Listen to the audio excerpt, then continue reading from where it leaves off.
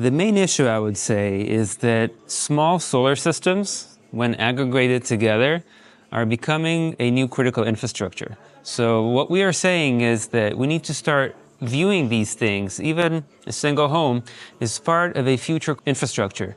And we need to protect it in the same way and according to the same principles that we used to protect the old energy grid.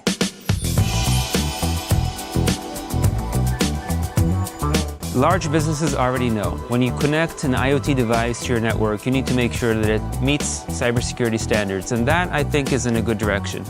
I think installers are not very much aware that solar systems can impose this type of risk and that they operate systems that manage hundreds, thousands, and maybe more systems that are a big part of the grid. So they should understand the risk that they are part of. Well, I think from an energy standpoint, you put the solar system on your roof and you forget about it, you enjoy the benefits, that's terrific.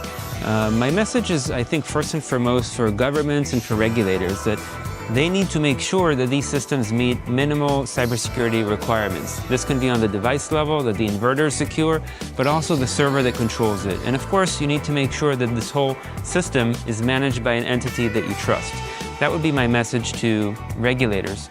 For businesses, this is an IoT device connected to your network. You need to make sure that it's protected and cannot serve as an entryway for hackers that would move around your network and do bad things. We are seeing small businesses suffer ransomware attacks all the time. Sometimes they come from printers, they can come from other unsecured devices.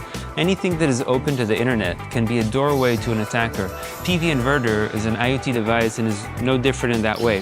What I think is the problem is that we have been fortunate to have such a growth in solar installations, but also such a race to the bottom in terms of low cost and in terms of price. So this has led to an introduction of many devices that fail to meet even the most basic cybersecurity requirements, like having default passwords for any device.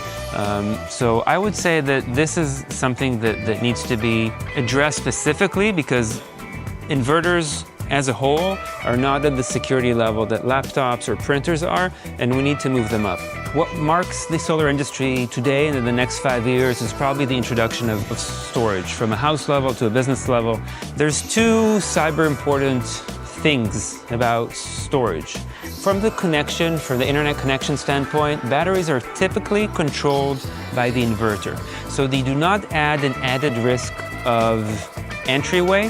However, if an attacker takes control of a system, of an inverter, that has batteries attached to it, that is a bigger problem because they cannot only manipulate energy flows during the day when the sun is shining, but also whenever there's energy in the battery. So that means that other types of disturbances, other types of malicious scenarios can happen and the attacker could do. So in a way, it's a bigger risk if we go 5-10 years into the future, but the critical point to protect stays the inverter. Like I said in the beginning, Lithuania is very impressive in my view, both in the awareness to the importance of cybersecurity as we build this future grid, and also in the proactive actions that have happened in this space to regulate and to protect this infrastructure. I think many countries in Europe are looking at what's happening in Lithuania, and I encourage you to continue down that path and to find the right solutions that fit Lithuania and that the world can watch.